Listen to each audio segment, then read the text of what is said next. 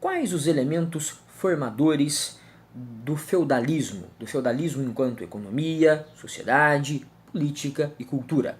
Podemos dividi-los em duas grandes categorias, elementos externos e elementos internos. Comecemos pelos elementos externos. No século IX, anos 800, época do finalzinho do Império de Carlos Magno, época da decadência, do auge da decadência do Império Carolíngio, durante os anos 800, a Europa Ocidental Central ficou cercada por três povos bárbaros, numa nova onda de invasões bárbaras. Esses povos vinham do leste, eram os eslavos, vinham pelos rios do norte, eram os normandos ou vikings, excelentes navegadores, construtores de navios muito rápidos. Esses navegadores, os vikings, vinham da Escandinávia, região hoje ocupada por países como Suécia, Noruega e Dinamarca. Em um certo sentido, até mesmo a Finlândia.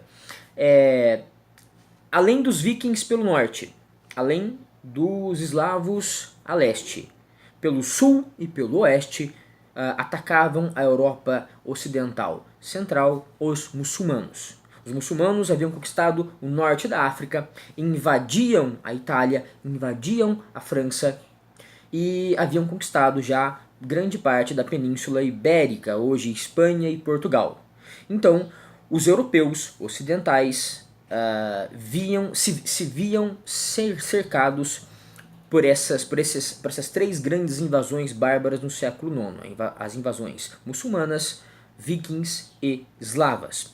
Isso estimulou em grande medida a ruralização da Europa a essa época. A ruralização como um meio de proteção dentro dos feudos contra os bárbaros muçulmanos, vikings e eslavos.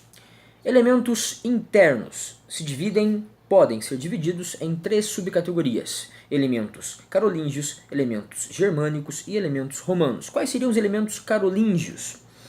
Carlos Magno, no seu governo entre 768 e 814, final dos anos 700 e início dos anos 800, dividiu o seu grande império em lotes de terra, em feudos, entre aspas, porque ainda não eram chamados de feudos. Carlos Magno fez isso para a proteção do seu império. Ao fazer isso, ele deu poder, ele de certa maneira começou a descentralizar o poder político no seu império, dando mais autonomia a essas regiões, os ducados, marcas e condados que futuramente seriam feudos. Vale lembrar que o Império Carolíngio, dividido entre ducados, condados e marcas, hoje comporia França, Alemanha, seria composto, na verdade, França, Alemanha, Itália, Espanha, Holanda, Bélgica, Suíça, Áustria, Hungria, Eslováquia e República Tcheca, grande parte da Europa Ocidental.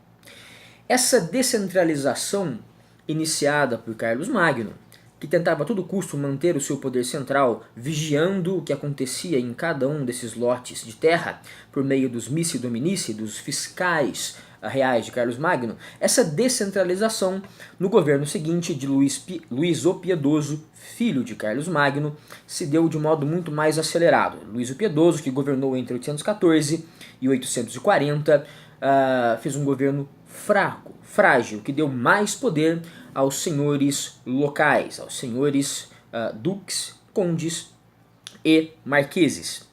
Após a morte de Luís o Piedoso, em 840 até 843, houve uma briga entre Luís o Germânico, Carlos o Calvo e Lotário, os três filhos de Luís o Piedoso, os três netos de Carlos Magno. Após essa briga, em 843, pelo Tratado de Verdun, como já vimos numa outra videoaula, o Império Carolíngio se divide em três reinos.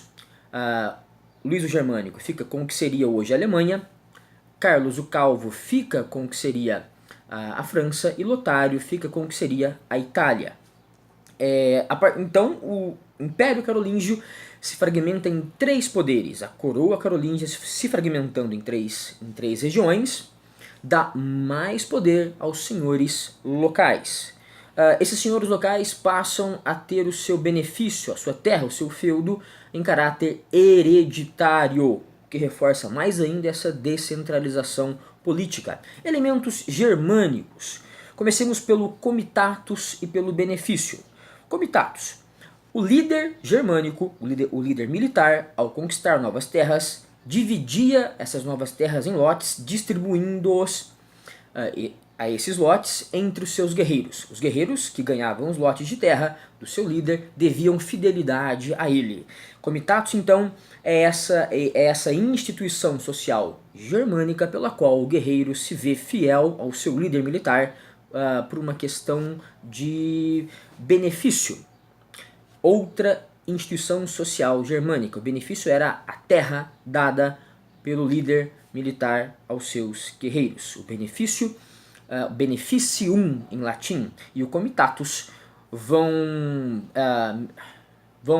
orientar em grande parte as relações entre os nobres na Europa feudal. Além do comitatus e do benefício, a economia agropastoril de subsistência dos germânicos será um forte elemento no feudalismo. Isso significa que no feudalismo a produção de bens se dará apenas para a subsistência, não acumulará excedentes para o comércio. O feudalismo compõe um comércio muito tacanho, muito primitivo. O uso de moeda quase desaparece durante o feudalismo e os feudos produzem para o seu próprio sustento, numa economia agrária, numa economia de pastoreio, para a própria subsistência do feudo, sem acúmulo de excedentes para o comércio. O direito consuetudinário, outro elemento germânico, quarto elemento germânico, pelo qual o que é certo, o que é errado, as normas de conduta social são transferidas não pelo viés escrito, não pela forma escrita, como no Império Romano, mas pela tradição oral. Comitatus, beneficium, economia agropastoril de subsistência e direito consuetudinário de tradição oral. São os elementos germânicos que vão compor o feudalismo. E os elementos romanos? Se temos a clientela, pela qual o indivíduo sem terra, o cliente em Roma, se colocava sob a proteção de um patrício, de um proprietário de terras. Esse cliente devia ao patrício trabalho, ajuda, em troca ganhava proteção, em troca ganhava um abrigo, em troca ganhava a sua subsistência. Esse cliente se transformará no servo. Colonato, regime pelo qual no final do Império Romano, regime que foi muito usado no final do Império Romano, nos séculos IV e V depois de Cristo, regime pelo qual o plebeu, o ex-escravo, o cliente, trabalhavam na terra do grande patrício, na vila do grande patrício, dando a esse patrício parte da produção e recebendo dele o uso de um lote de terra determinado. Além disso, o indivíduo trabalhador do colonato recebia proteção. Isso é muito útil durante as invasões bárbaras, pois o patrício, dentro da sua grande vila, tinha quem trabalhasse para ele, quem produzisse para ele, e esse trabalhador tinha proteção militar e um pedaço de terra para a sua subsistência. As próprias vilas são outro elemento romano, grandes propriedades de terra, onde os senhores exploravam o trabalho dos membros que ali moravam. Essas vilas vão se transformar em feudos no feudalismo.